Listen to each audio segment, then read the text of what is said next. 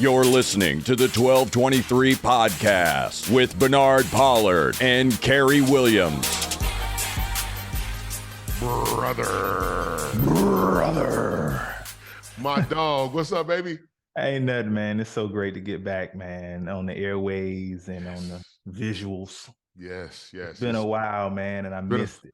Been a long time, dude. It's been a long time. We've had a lot of stuff going on, but man, it's back to get back with you and with everybody else that's listening. You listen to 1223 podcast, and we are your hosts.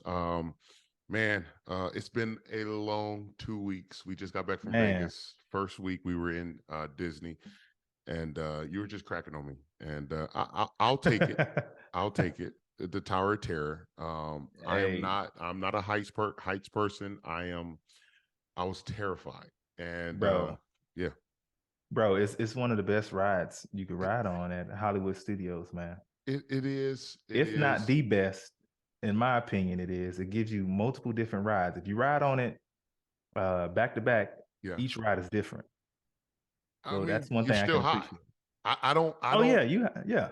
I can't, dude. I literally held on to Jordan. I grabbed around all the way over to Jalen, but held on to Jordan. He was crying the first time. And I'm talking about, bro, we got off. I was just like, yo, I can't. No, it was fun. Like Disney is a lot of fun, and nobody can see right now, but I actually just got in the mail yesterday. I'm getting this, cleaning this off.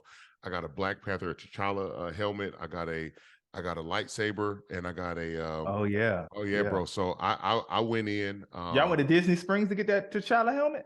I actually did. We went over to Disney Springs. I got the T'Challa helmet. I got the lightsaber. I got the lightsaber at in Disney the park. I actually got Studios. it. Yep, got it from the park. I've been there, done that, man. Hey, we go every year, bro. It's a must trip every year. It is. I give you, bro. I had and I've become a Star Wars fan because of my brother-in-law.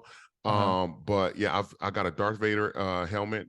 So this is amazing. I was actually just watching Star Wars a little bit ago, but yes, Mandalorian. Dude, I'm telling you, bro, it's off the chain. I love it.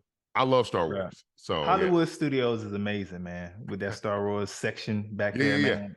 How you can interact with those people and those objects, man. It's really cool, man. It really puts you like you immersed in the Star Wars atmosphere. It's like off the chain. I do gotta say the best ride we thought, Megan and I, the best ride we thought was the simulator with Avatar.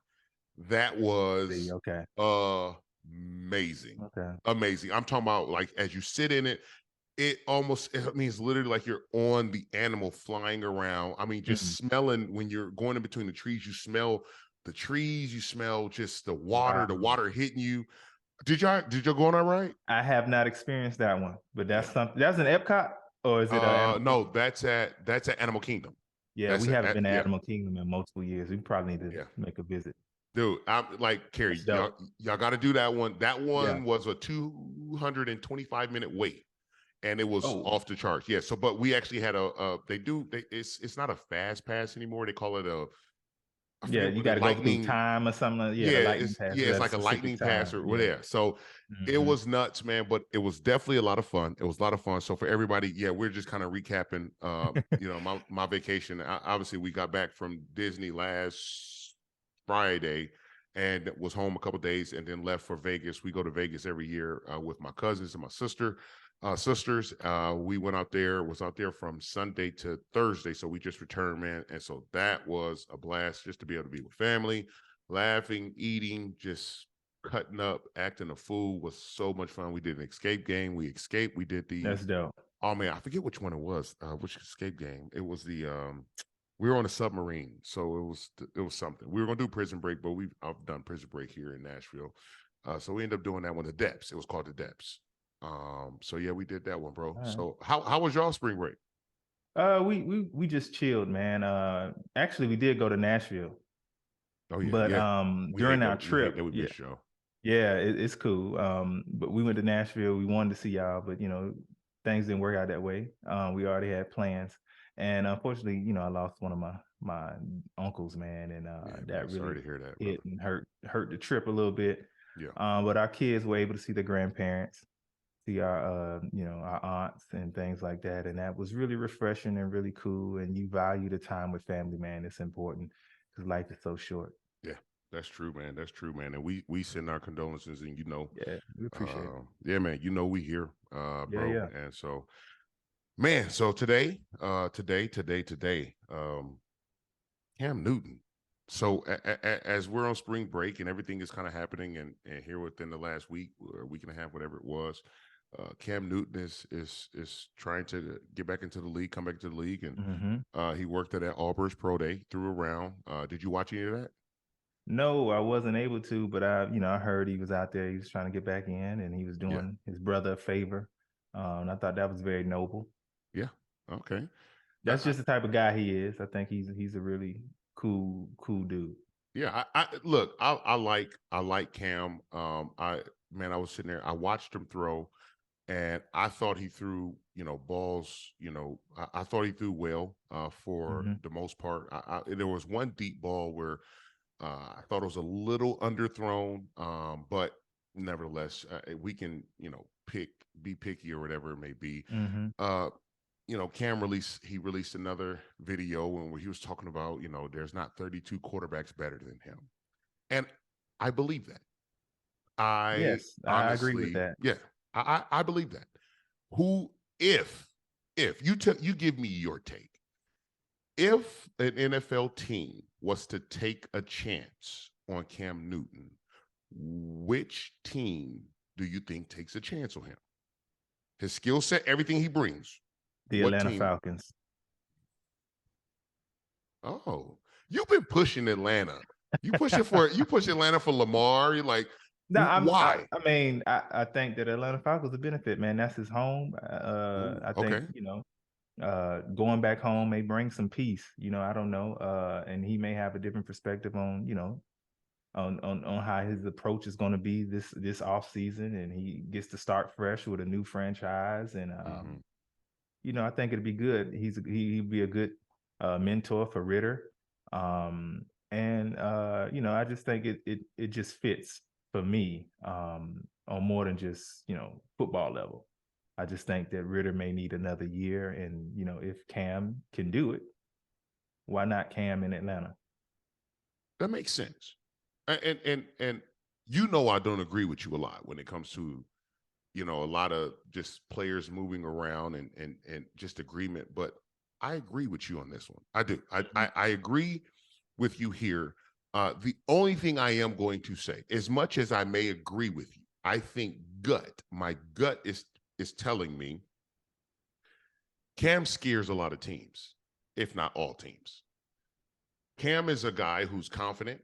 He's a guy who has a huge personality. He's a guy who's had success in this league. He's a guy whose skill set has diminished a little bit. And that happens. That's not a knock to Cam. That's not everybody's skill set. Father Time is undefeated. And so his skill set has diminished just a little bit. If we look at the last time Cam Newton played, it was 2021. He played 8 games. He was 69 of 126 for 684, 4 touchdowns, 5 interceptions, and he was sacked 10 times. I look at that. That was obviously with Carolina. And a year before that, he played 15 games with the New England Patriots.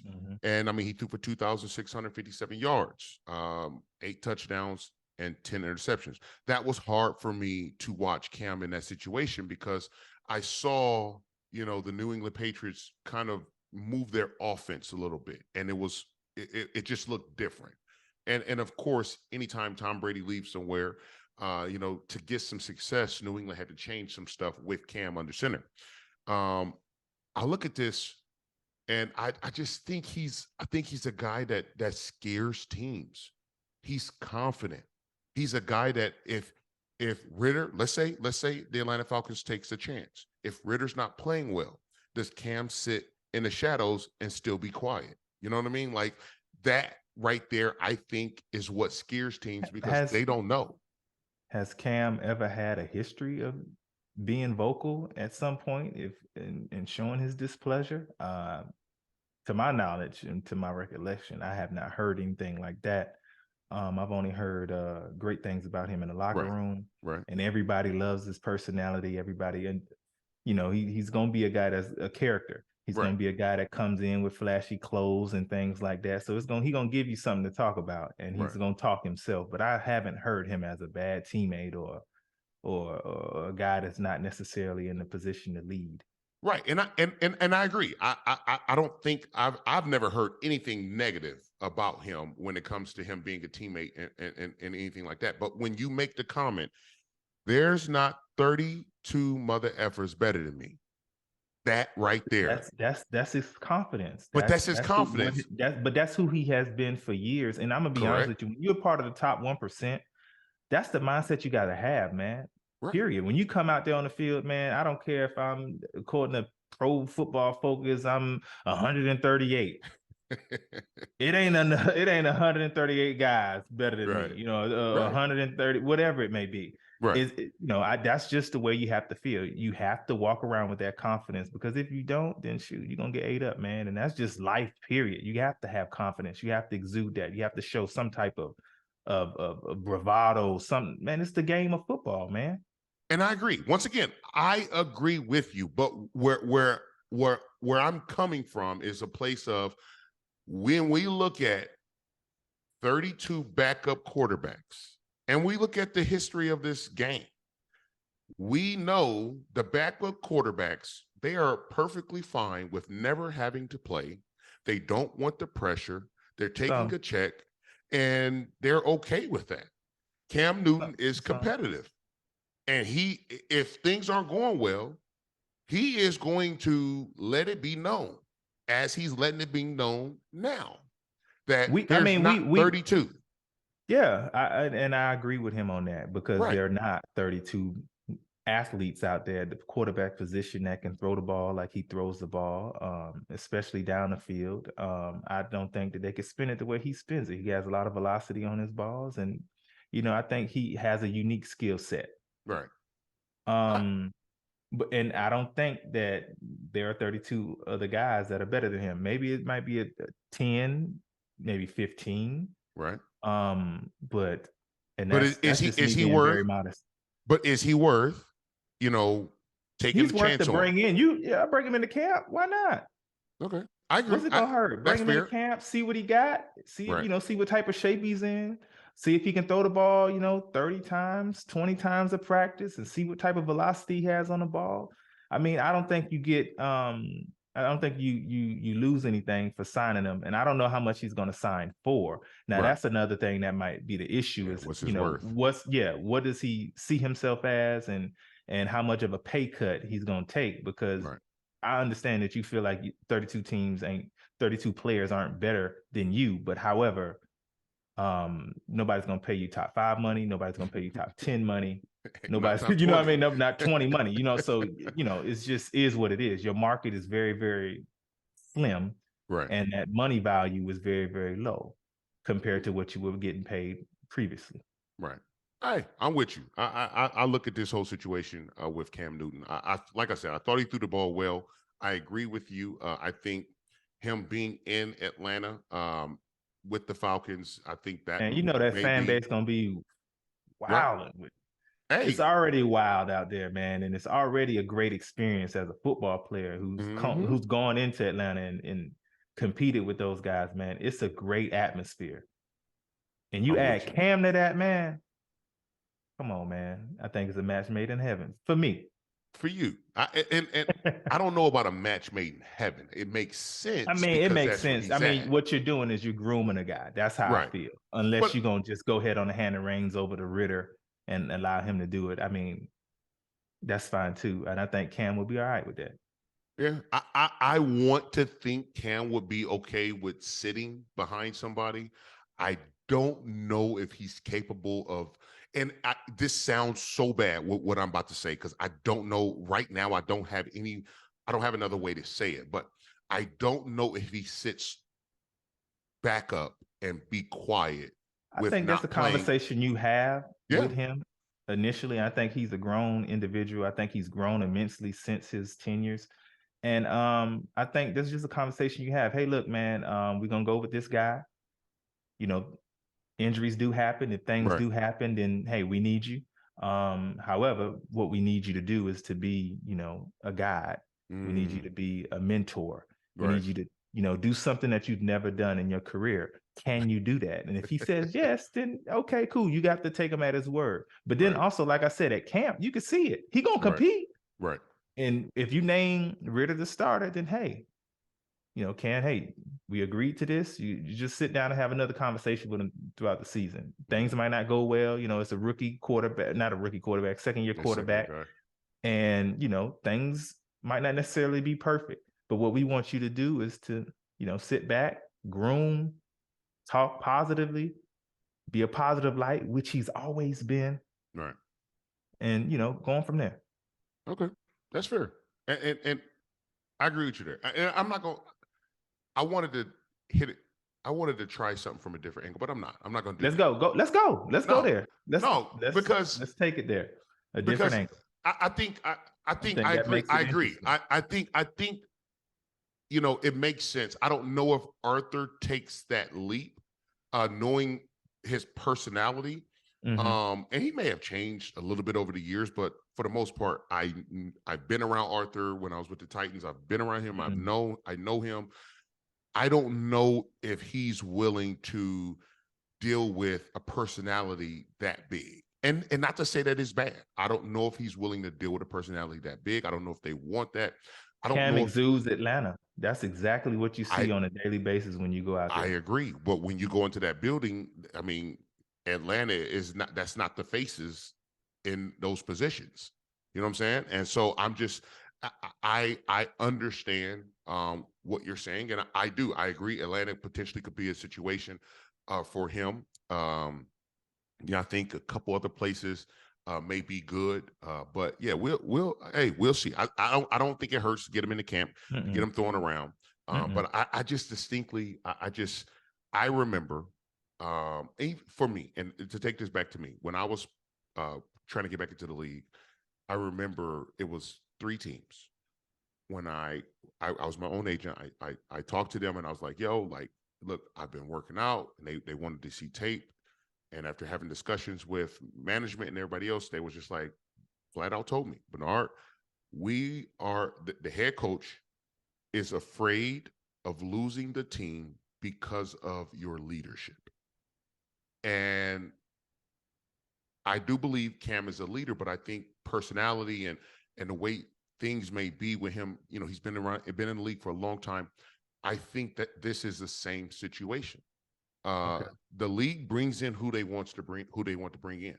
The league want to hold on to these young players, and they want to do things with these young players that for us that played the game, they look like, yo, why in the world are you not going after this player? Or why are you not trying to do this with this player? Why are you playing this guy in a certain way? They do things that makes absolutely no sense to us. And this is kind of, for me, what I see in this situation. I think teams will be afraid to bring him in because of his personality, because of what he brings to the table. Like you said, everything he is Atlanta. He is this big personality. He is this distraction that they may say, right? Like, that's, to me. You're right. You're right. It's a lot of faces that are in the front office that may not look exactly like Cam. Right. It's a lot of owners for sure. Right. So it's just one of those things that, you just hope that maybe he does get another opportunity. I don't know where. Right. And I hope that his bravado, his swag, his confidence, his self-esteem doesn't deter people from, at least giving an opportunity. Right. Hey, I'm right there with you. I hope it doesn't either. 9 times out of 10, we kind of know the writing is on the wall just a little bit, just because who we dealing with. But we will see here in the near future. Best wishes, brother. Best wishes, man. All right. Aaron Rodgers and the New York Jets. What's the holdup? What is going on with the Jets finalizing a deal with the Green Bay Packers to get Aaron Rodgers and the New York Jets uniform? What are you seeing here? What have you heard? What have you, like, what's going on with this? Man, it's unfortunate that it's come and been dragged out this long. This has been dragged out, bro. Man, first of all, you had this guy going into the tunnels to find out if he wants to play football or not. You said the tunnels. I don't know. It's he went to the caves, wherever, man. It's dark. It's dark, and it's unfortunate, man. He went in there like a mole man, and he's trying to figure out and find his way. I think that the Jets are a little hesitant of giving up a first-round draft pick for a guy who's on the fence of playing football, man. Right. Every year it's hey, I want to be here. No, I don't want to be here. Maybe I want to play. Maybe I don't want to play. You know, it's just one of those things where, you know, they don't want to give up too much for a guy and, you know, mess around. They get him for 1 year and then he's done. He retires and the first round draft pick is gone. Right. And you know, it's just one of those situations where it's not necessarily good for their organization. But well, what happens if the Packers don't get the deal done? Do you bring him back to the organization? Is that not a distraction? Ooh. You know, you already said you're ready to go. You ready to give him up. So at this point, the Packers, I feel like, don't have a choice in this matter, because you've already spoken about, you know, what direction you want to go with the organization. So you know, I think they can move on. They get him out of there, first round draft pick, or, you know, third, or whatever the case may be. I don't know what they're asked, but I'm sure negotiations are going on. It's just dragged itself out too long, and really, I'm kind of bored and tired of it. Yeah, I am going to say, I'm tired of it as well. But this is the world we live in, where, you know, if you open Twitter, if you decide to watch something on television, you're going to hear it, you're going to see it, and you know, that's just inevitable, right? But I look at this situation with the Jets and with the Green Bay Packers. You know, the Packers want to move on with Love. I get it. The Packers need to see Love play more than a couple games. I get it. The Packers need to figure out if Love is the future. I get it. You can't want all of that. You just re-signed a guy to a 3-year, $150 million contract, and then it's not worth the headache. Right. It's not worth the headache. You want to get rid of this guy who will retire a Packer, right? He's going to retire a Packer. He's a legend. He's a Hall of Famer. He's won your Super Bowl. But you did all of this, right? And then now to get rid of him in order to see, because you're in year 4 or 5, you're coming on to the final year of this guy's deal, where y'all need to figure out, is this guy the future? But then you want to ask for a lot of capital for this guy who is basically a contract dump. He's a guy, like you said, he's on the fence trying to figure out, does he want to play? So he's playing with the strings of people emotions and things of that nature. I look at this and I'm just like, bruh, you cannot ask for a first round pick. I'm sorry, you can. You can ask for a first round pick. You're not going to get it. Nobody's going to give up a first round pick or even multiple first round picks. That right there that's dumb to me, right? To think you'll get multiple first round. I get it, asking for it first, but why? That's why we're still here talking about it, because y'all can't finalize, or you can't figure out what you wanted the compensation for him. It can be literally, I mean, to get him, you can give up a third or fourth round pick. He's a quarterback. If he plays, he's going to put the Jets in a better position than they were in. Right. So you can get a compensation pick. You know, that thing can turn over if he does whatever, you know, just depending on his performance. Like, we can change that thing, and it can go from fourth to potentially the highest it can go, maybe second, third or second, just depending on if you go to the playoffs, if you go to the Super Bowl, if you win the Super Bowl, all this other stuff. Like, just do that. Do that and be done with it. Don't drag it out, because at the end of the day, now you got Jordan Love on the fence. Like, wait, are y'all getting rid of him? Because look, we talked about this for $50 million. Yeah. Aaron Rodgers not sitting the bench if he come back to Green Bay. For 50 mil, he ain't sitting down. I bet he'll sit down. No, sit bro. down for 50 million. Man, you ain't, Kerry, if you think Aaron Rodgers is going to sit the bench for $50 million, you out your mind. If I you said think he would. Now, the organization wouldn't want him to sit the bench for $50 million. He would. if you honestly think Aaron Rodgers will sit down, the competitor that he is will sit willingly, knowing what he's done. Went into a cave to figure out whether or not he was going to play football this year or not. And then he comes out and said, yes, he would play for the Jets. I get that. So at the end of the day, I don't put nothing past this guy. I agree with the putting nothing past anybody, right? Like, but that I do not. Yes, he's a competitor. He's a competitor. I get it. That's going to sit the bench and watch a guy that can't hold his jockstrap play? You think he really going to do that? He would, and he would ask for a trade at some particular point. This is his way out. The Jets. Yes. That's his way out. But then I was going to say this too. If they end up keeping him for, the start of the season, right, and Love is playing, then Aaron Rodgers is going to ask for a trade to get up out of there in the season. And by that time, people will know whether or not their quarterback is all right, getting the job done, or their quarterback isn't. And I'm not talking about the Packers. I'm talking about other organizations. It's just one team right now that's interested in Aaron Rodgers, and that's the Jets. But I don't think a guy of Aaron Rodgers' caliber.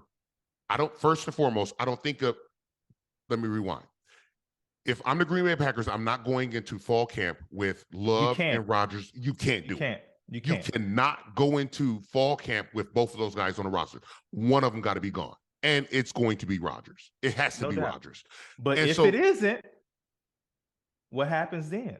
If we're talking about a scenario that's just not beneficial for the organization at all, right? And it's going to be a huge distraction.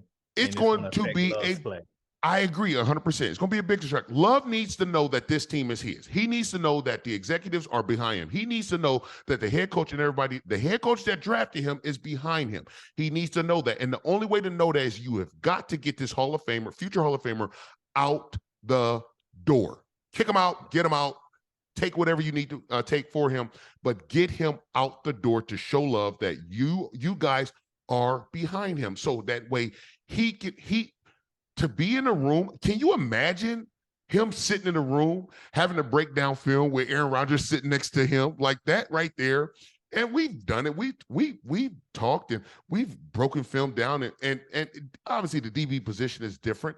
But for the quarterback, for that top dog, like, bro, I'm sitting there breaking down film and I'm the future supposed to be the future of this franchise, and I've had the guy who's been the face of this franchise the last 15 plus years, and then now I'm talking and he's making $50 million a year, and it's a distraction. I can't even imagine that. So I look at this situation and I say, look, let's get the deal done with the New York Jets. The New York Jets are doing everything they can to make their offense powerful. I mean, for the New York Jets, y'all should have sealed this thing in before y'all got rid of all them other quarterbacks. No question about it. Still stuck with Wilson. You're sitting there piling up at the receiver position. You're getting stronger there. You're going to be able to do some things. You should have got this thing done ASAP, and you should have known. Well, then you got to give up the first round pick. If that's what they're asking for, give it up. I'm not giving up a first round pick. But that's what's taking it. But I get what you right. I get what you said. Yeah, but I can't give up a first round pick. It didn't look. If I'm the Jets too, if I'm management with the Jets, I'm looking at this whole situation and I'm gonna go, because it was some talk about them potentially looking at his contract, redoing his contract to making it a 1-year deal, right? Because they don't want him to continue to do the stuff that he's been doing the last couple off seasons. So if I'm them, I'm looking like, okay, as we're doing that, and we're in negotiations for that, hey, we need to put a stipulation in your contract, Aaron. We need you to not be on any podcasts. You are not going to cut this team down, players down during the year. I mean, with him going, the mess he pulled in Green Bay last season, all season long, not some, all season. The mess he pulled with the Green Bay Packers. This New York Jets or New York Jets football team is too young. They're too young for that to be happening. They're too young. Saleh will lose that team in a heartbeat because right now they're doing everything they can to get Aaron Rodgers to come. But when Aaron Rodgers start talking about you on Pat McAfee show and dogging y'all out and saying he didn't study or they making all kind of mistakes and they keep dropping balls and they now all of a sudden that come turn into, hey, bro, hey, man, you better check yourself, homie. You know what I'm saying? Like these young boys, man, like y'all got to understand what y'all getting in bed with. And Aaron brings some baggage. And he may be getting away with a little bit more than what we should be allowing. But it's just, for me, I'm negotiating that in the next contract. You cannot be on any podcast. That's just me if I'm in the front office, but I'm not. Okay. I get that. Yeah, Aaron Rodgers did a terrible job of being a leader last year. It was terrible. But I don't know what he was going through. I don't know what he was dealing with. I don't know what conversations he was having with the Packers organization, with the coaches. Right. But at the end of the day, you still, the quarterback, you're the franchise guy, and you can't get on a podcast and dog teammates, dog young receivers, and dog players who have dedicated their lives to playing the game of football. Just like you. And they're doing their best. You know what I mean? They're doing their best. Yeah. They're not machines. They're not going to be perfect. There are going to be some drop balls here and there. But you can't blast those guys. And I think that's the issue here that kind of puts some pause in my spirit for the Jets. But this is something they obviously want to do. They're moving forward with it. And I think the deal is almost done. I think what they're going to do is strong arm the Packers and not give up the first round pick, because at the end of the day, it's like, well, what y'all going to do? Because y'all out here talking this big noise about how y'all moved on. Well, we're going to pull your card. Right. We're going to find out. Hey, I'm with you. And I'm with you on that one. So once again, time is going to tell. Time will tell what is happening. Last but not freaking least, man. Hey, man, you heard of Ken Francis? Of course not. Okay. Are you? Bro, of course not, bro. I don't know that guy. Dude, this is getting out of hand. It is absolutely bizarre. Foolishness. For lack of a better word. And I took that from you. Foolishness. Straight foolishness. Ken Francis making calls to teams and on Lamar Jackson's behalf. Yes. Now, illegal. No NFL club is going. You are not NFLPA certified. They're not going to talk with you. No. They're not going to. And let me let everybody know right now. If somebody calls another team on your behalf when you are a restricted free agent, they are negotiating for you. They're negotiating. They are representing exactly you. Exactly. This, for me, it's getting crazier every single time, and it gets worse when Lamar responds. And everybody's just, I mean, they're literally. But it is fishy though. It does seem it's a little It's a little stinky. What? Terry, how is it fishy? How? Man, I don't know, man. It just doesn't seem. It just doesn't seem like something that Lamar would do. Just based off of who he has been thus far. And now you're in the biggest moment of your life, and you're gonna have somebody that's not certified represent you. Lamar responded to it. Lamar responded to it and said he was not trying to. He wasn't negotiating for me. That's what Lamar said. Yeah. So I don't know. Whether Ken Francis was doing stuff on his own behalf, or just trying to do something as a favor to Lamar, but you ain't helping Lamar, bro. So I don't understand what is going on, and I don't want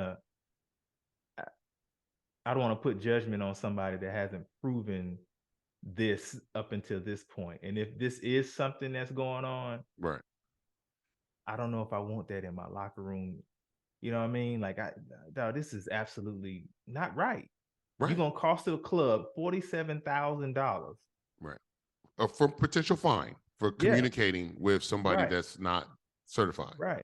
So, is it worth it? I mean, $47,000 isn't a lot, but it puts a stink on the organization.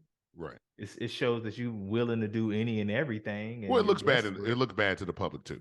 Yeah. It looks terrible. Yeah. It's not good for the fan base, for any organization that does this. So I look at this, and this right here is why you need proper representation. I like, for so many people who, and I've talked to a lot of people on Twitter. Everybody, Lamar doesn't need an agent. Lamar, such and such did his own deal. Richard Sherman did his own deal. Laramie Tunzel did his own deal. I did my own deal. Bobby Wagner did his own deal. Yeah. I need everybody to understand something. Being a quarterback and then being any other position on the football team is too different. It is different. It is totally different. You've got to understand something. The quarterback will be the highest paid employee for the organization. The highest paid. The most important position. The most important position. The most important position for the organization.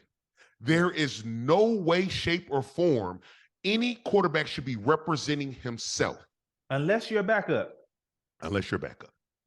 Unless you're backup. If you want to be a backup, then cool. and sometimes even with the backups, they got proper representation, because I'm all for proper representation, man. Right. I'm all for that. They staying quiet, they making millions, and they just chilling. They make it, they don't have to show the fan base they know how to play football. They cool with chilling on the sideline, not dressing. You play football during camp times. You play football during those preseason games. You got to show that you can move the ball down the field at least. You got to show you can manage. Offense. You got to show you could play in the offense, but at the same time, I mean, those bullets ain't live. They ain't live. You're right. It's a different standard. It's different. Yeah. And so for everybody who just think that a quarterback can represent himself, it's crazy thinking. It can happen, right? It can happen, but it's not smart, because we're looking at this situation. And for me, I'm like, dude, we're looking at a former MVP. We're looking at a guy that this offense for the Baltimore Ravens was built for this man, for Lamar Jackson. And this man has done nothing but won. He's a winner. He is a winner. And now he is sitting here underpaid. There's no kind of, I want to say insurance. There's no kind of guarantee for him after this year. Yeah. He's finding out where the market is for him right now. And of course, it's right now. But at the end of the day, it's just like, why are we here? We should not be here. The truth is, we should not be here. And there should be more than just the Baltimore Ravens interested in Lamar Jackson's services. I don't agree with you on that. I don't agree with you on that. Man, that's the truth, man. Because when you think about it, a former MVP, multiple time going to the Pro Bowl guy, man, who has been any and everything to an offense, that is the reason why you go to other teams and become a valuable free agent and a valuable asset. Right. That's the reason why teams come after you. If we just looking at our own careers, if I say this, Super Bowl year, I led the team in interceptions. Mm-hmm. That had something to do with my negotiation for my next contract, right? Right. I was a valuable asset because of my performance on the field. Right. Great. He has outperformed his contract. He has outperformed a lot of quarterbacks in the National Football League. He should be garnishing at least 3, 4, 5 teams that have issues at the quarterback position. You're going to tell me that Jimmy Garoppolo is going to make the Raiders a better team? After Derek Carr? No way. That doesn't make any sense. And to me, I get it. I get it. But what I'm saying, I get it. It's convenient. You know, it's a group of guys that know each other. Right. It's familiarity there. I get that. I understand that. But at the end of the day, that's not a playoff team. I agree. So I think Lamar Jackson has a unique skill set. He has this bravado. He has this uncanny ability to galvanize a locker room. He has the ability to be a great leader. And I think that's valuable.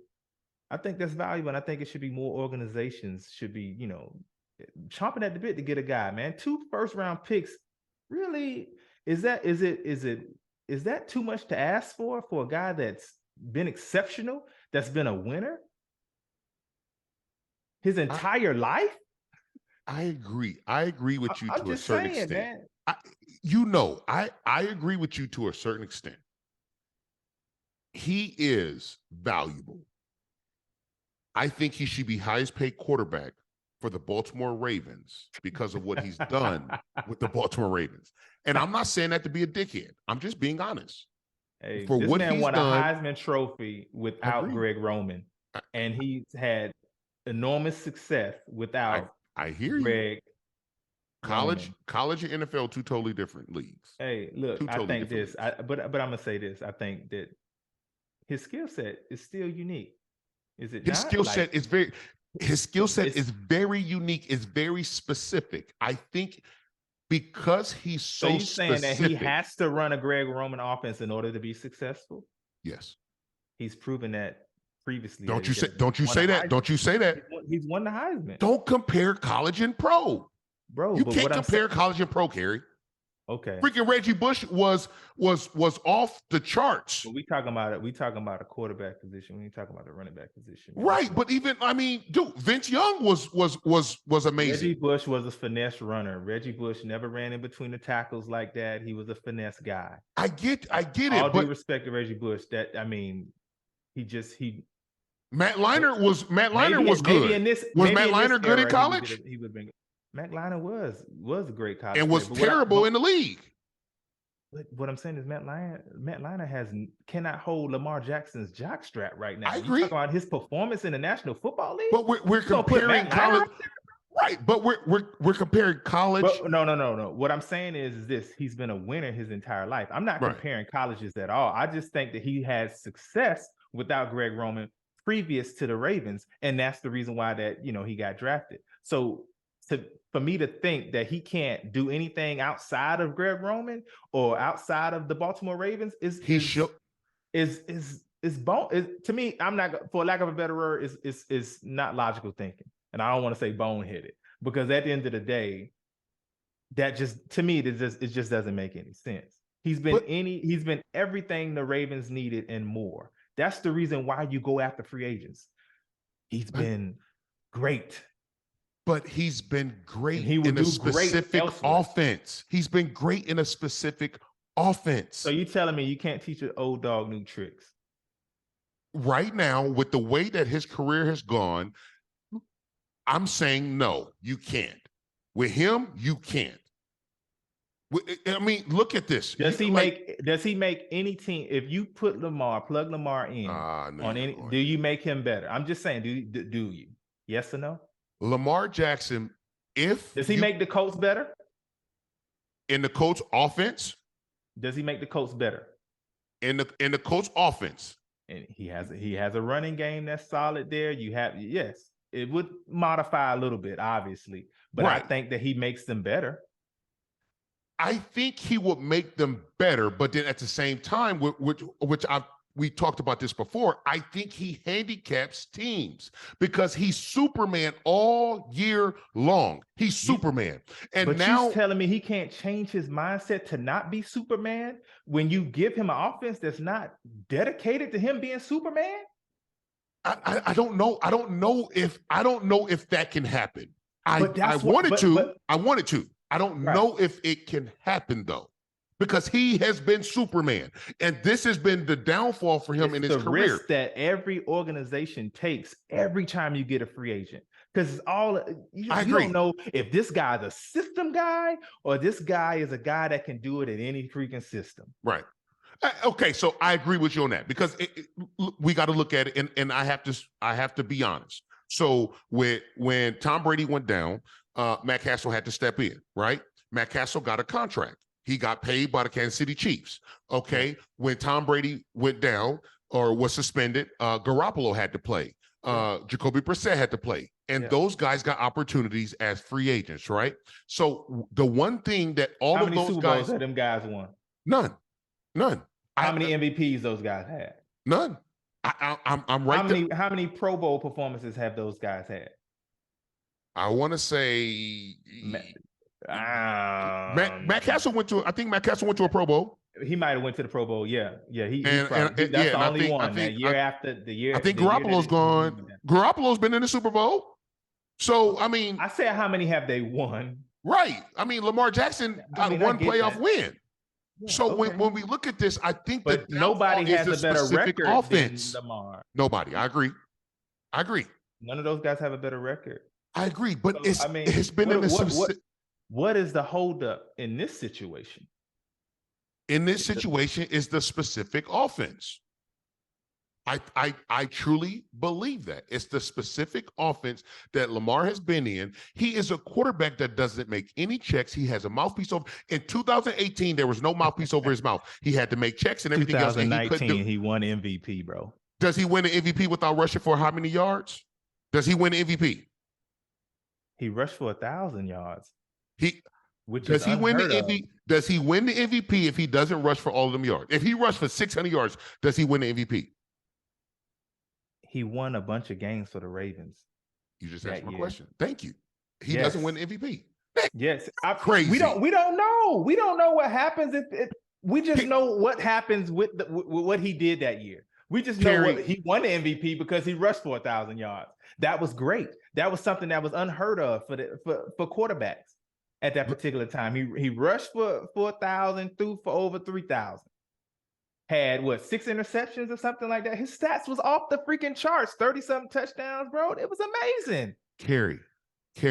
If he doesn't rush for 1,200 yards, then he throws for 40 more. Then he throws for 40 touchdowns. You crazy, Carey? If Lamar Jackson did not rush for 1,200 yards, he was not winning the MVP. He didn't have a better statistical season quarterback wise. I know. Yeah. So, okay, guys had 5,000 yards that year. Guys had 4,000 yards that year. Okay, throwing the ball. Yeah. Okay. So look, here we are. Was anybody else out there more valuable to their team than him? No, I agree 100% with you. No.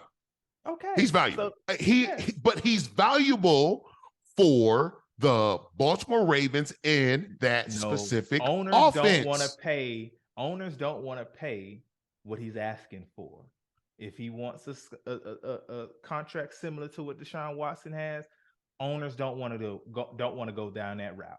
That's what it is. If he's becoming more and more prevalent, I can believe they don't want to make stupid decisions like the Browns did. I can believe it, but then we don't know. We don't know if that decision is going to be stupid or not because we don't know how successful he's going to be. He didn't have an entire season behind him. Now he has an opportunity to show that he was one of the top quarterbacks during. He was, but the stupidity behind it is you sign him to that deal knowing all of the baggage he's coming to Cleveland with. That was the stupid part of that deal. I'm not saying he was the greatest hire of all time. No, but he came to Cleveland. He came to Cleveland with baggage and not playing. He didn't play the year before. Yes, you sign him to that type of deal. That is stupidity. That was dumb. That was not smart by any means. That was a team looking for something other desperate. Than Baker Mayfield. Desperate, yes. And so to rewind so we don't get off this, we have NFL teams releasing something for a guy that's not being represented by proper representation. Come on, man. It looks bad. It looks terrible. Optics are terrible. And like I said, I don't want to believe that because, of what's been going on in the past and how he has been such an upstanding player and person in the community. Yeah. So, I would hope that he would be wanting to do things the right way. And Right. I understand he knows, knows the difference from right and wrong. And but it's just one of those things, man. I it's just fishy, man. The whole scenario is fishy, man. I don't know, man. Well, I'm with you. What can I say? Man, it looks terrible. It looks terrible. What I can say is Lamar Jackson, go hire an agent. I agree. You're too valuable to an organization. You're too valuable to your family. You're too valuable to any team that picks you up. Brother, go get you some representation. If it's $6 million, if it's $12 million, whatever it may be, that you're paying the agent. You have to pay the agent. Right. Do it, brother, because you're gonna be $100 million richer. Yep. You're gonna be $100+ million richer, and it definitely will be worth it, man. Yeah, I agree. Terry said it all. Hey, we appreciate y'all tuning in. We'll see y'all next week. Take it easy. Peace.